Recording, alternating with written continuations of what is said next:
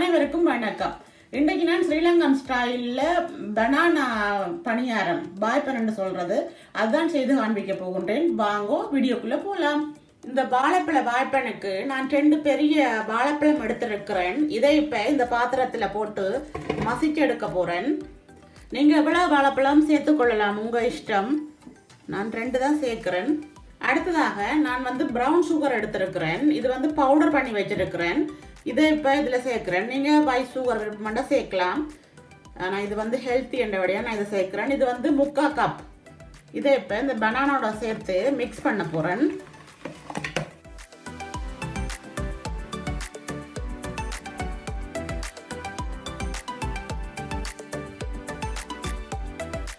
நீங்கள் என்னோட சேனலை புதுசாக பார்க்குறீங்களா? அப்போ மறக்காமல் சப்ஸ்கிரைப் பண்ணுங்க. பக்கத்தில் ஒரு பெல் ஐக்கான் இருக்குது, அதையும் கிளிக் பண்ணுங்க.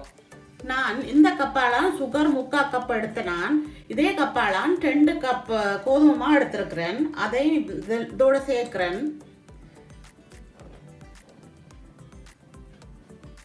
அத்தோட அவிச்ச கோதுமை 3/4 கப் சேர்க்கிறேன். இது கொஞ்சம் ஸ்பாஞ்சியா வர்றதுக்காக சேர்க்கிறேன். அதோட 1 டீஸ்பூன் பேக்கிங் பவுடர் சேர்க்கிறேன். நீங்க விருப்பமான சேர்க்கலாம், இல்லாட்டி பிரச்சனை இல்லை. 1/2 டீஸ்பூன் உப்பு சேர்க்கிறேன். இனிப்புக்கு உப்பு சேர்க்கணும். சேர்த்துட்டு எல்லாத்தையும் சேர்த்து கையால் குழைக்க போறேன். பனானா நீங்க கூட சேர்க்கிறேன்டா, அதுல ஸ்வீட் இருக்குது. நீங்க சுகரை குறைச்சி போட்டுக்கொள்ளுங்க. இப்ப நான் பனானா குறைய போட்டபடியா சுகர் கூட போட்டிருக்கிறேன். இப்ப நான் இதுக்கு கொஞ்சமா தண்ணி சேர்க்க போறேன். நார்மல் தண்ணி வாய்ப்பம் பார்த்துக்கு எடுக்க போறேன். நீங்கள் பனானா கூட போட்டால் தண்ணி சேர்க்க தேவையில்லை சில வேளையில், அல்லது கொஞ்சமாக சேர்க்க வேண்டி வரும். ஏன்டா அதை தண்ணி பதம் வரும். வடிவாக குழைச்சிட்டு நான் இதை உடனடியாக தான் சுட போகிறேன். வைக்க இல்லை இன்றைக்கு. விருப்பமாண்டா கொஞ்சம் நேரம் வைக்கலாம். நீங்கள் பக்ஃபுலர் போடாட்டி அரை மணித்தியாலும் ஊற வைக்கலாம். நான் வைக்க இல்லை, பக்ஃபுலர் போட்டபடியாக டக்குன்னு சுடலாம். இந்த வாய்ப்பெண்ணை வடிவாக பிசைந்து குழைத்தாச்சுது. கொஞ்சம் வடிவாக குழைச்சா கொஞ்சம் சாஃப்டாக வரும். இந்த பதம் ஓகே.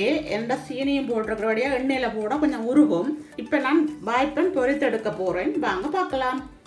இப்போ நான் இதுக்கு தேவையான பொரிப்பதற்கு தேவையான எண்ணெய் சேர்க்கிறேன். மூழ்கிற அளவுக்கு விடணும். அப்போ தான் வாய்ப்பெண் வடிவாக வேகும். நீங்கள் பொரிக்கிறதுக்கு ஒரே சட்டியை பயன்படுத்தணும். ஏனெண்டா கறி வைக்கிற சட்டியை பயன்படுத்தினா ஒட்டும் அடியில். பழக்கப்பட்ட சட்டி என்றா ஒரே பொரிச்சு அந்த சட்டிக்கு பழக்கமாண்டா அதிலே பொரிக்கும் போது ஈஸியாக எடுபடும். அதுக்காகத்தான் சொல்கிறேன். இப்போ நாங்கள் வாய்ப்பன் பொரித்து எடுக்க போகிறோம். ஒரு சட்டியில் கொஞ்சம் தண்ணி எடுத்து வச்சுக்கிறேன். அதில் கையை நினைச்சிட்டு அப்போ தான் இப்படியே ஒட்டா வரும். கொஞ்சமாக மாவு எடுத்து நீங்கள் நார்மலாக இப்படியும் போடலாம்.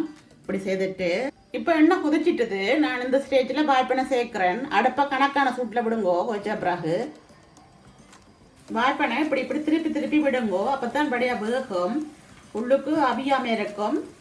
அதனால் அடுப்பை அளவான ஹீட்டில் வச்சுருக்கணும். சுவையான வாய்ப்பன் தயாராகி விட்டது. நீங்களும் இந்த ரெசிபியை ட்ரை பண்ணி பாருங்க. இன்னொரு வாய்ப்பன் வீடியோ போஸ்ட் பண்ணிக்கிறேன், அதையும் செக் பண்ணிக்கொள்ளுங்க. என்னுடைய வீடியோ பிடிச்சிருந்தா லைக் பண்ணுங்க. இன்னொரு வீடியோவில் சந்திக்கும் வரை அது வரைக்கும் நன்றி, வணக்கம்.